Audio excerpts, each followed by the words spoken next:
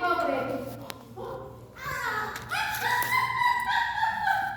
कहीं दूर घोड़े की टापों की आवाज सुनाई देगी।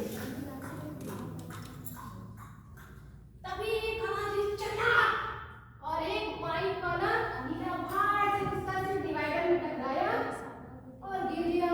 तो ठेले वाले भाइयों ने देखा और जल्दी से दौड़ के उसके पास आए और ठेले पे लिटाया और देख रहे थे उसके सिर से खून। भागते पहुंचे हॉस्पिटल में, उसको एडमिट किया और उसके जेब से आधार कार्ड था, मोबाइल नंबर, उसके घर में फोन किया। उनके पिता दौड़ते भागते आए, उसको हॉस्पिटल में एडमिट कराया और दोनों से पूछा, वो बहुत बड़े उद्योगपति थे, पैसे वाले थे, कि मांगो क्या मांगते हो।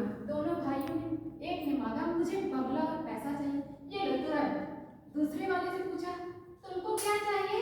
बोले भैया मुझे पैसा नहीं चाहिए, मेरे 2 बच्चे हैं, एक बेटा एक बेटी, मैं उनको पढ़ाना चाहता हूँ, मैंने कुछ पैसे जोड़ रखे हैं और मेरे बच्चे 12-13 साल के हैं, मैं उन्हें अच्छे स्कूल में पढ़ाना चाहता हूँ।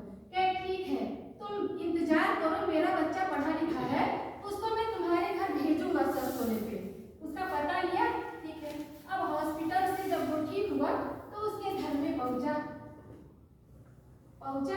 तो वो बोलते हैं बताइए अपनी प्रॉब्लम। तो वो बोलते हैं कि मेरे बच्चे हैं, मैं उनको पढ़ाना चाहता हूँ, मेरे पास कुछ पैसे हैं। तो कहे भैया आपको पैसे की क्या जरूरत है, शिक्षा का अधिकार लागू हो चुका है, 2009 में पारित हुआ, 1 अप्रैल 2010 से पूरे देश में लागू हुआ है, आप उसका एडमिशन करवा सकते हैं।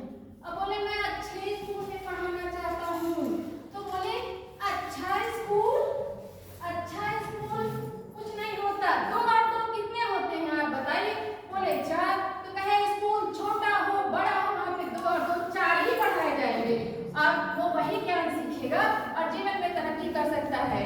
उसके बाद उन्होंने कहा चाहे वो गुरुकुल की शिक्षा हो, चाहे वो स्कूल की शिक्षा हो, चाहे वो शिक्षा किसी बड़े विश्वविद्यालय में हो, आपको ज्ञान जो है आपकी उन्नति का रास्ता प्रशस्त करेगा।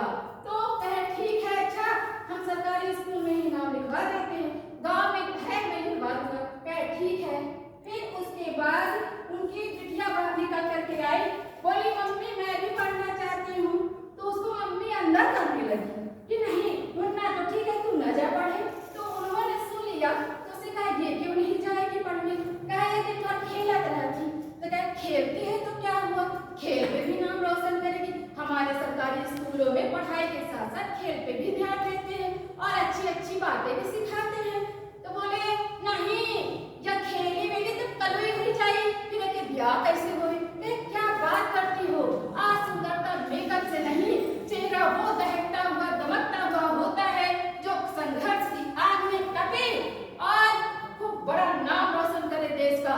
बहुत समझाया, फिर वो तैयार हो गई और उन्होंने दोनों भाई बहनों का नाम लिखवा दिया।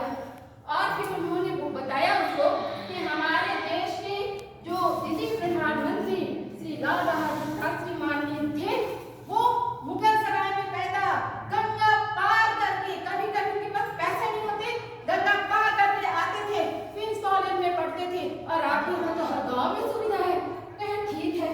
और अपने मोदी जी भारत के प्रधानमंत्री है, एक गरीब घर से वो भी थे, चाय बेचा पेपर बेचा, बहुत समझाया तो सरकारी स्कूल में नाम लिखवा दिया और उसके बच्चे वहां से पढ़ के नवोदय में सेलेक्ट हो गए और बिटिया जो है खेल में अपना नाम रोशन करके राष्ट्रीय स्तर की खिलाड़ी बनी और बेटा IAS ऑफिसर बन के जब गाँव में आया तो फिर वो उस लड़के से मिलने गया, अपने भाई से चचेरे, जिसने धनदौलत मांगा। फिर क्या हुआ देखिए, जब वहां गया चारों ओर गंदगी, तो बोतल ये नशे में दूध, तो सारा पैसा उसने बोला कि खर्चा हो गया, नशे में जुए में बर्बाद हो गया। तो इस कहानी से हमको ये शिक्षा मिलती है कि पिंजड़ा चाहे सोने का हो मगर शिक्षा प्राप्त करने के लिए उसे तोड़ना जरूरी होता है। और इसके बाद जो IAS बना, इतना अच्छा काम किया कि पूरे जिले में नाम रोशन हो गया, पूरे देश में नाम रोशन हुआ और बिटिया ने अंतरराष्ट्रीय स्तर पे भी देश का नाम रोशन कर दिया। इसीलिए कहते हैं बेटे अगर दीन है तो बात ही है बेटियां, बेटे तो पढ़ेंगे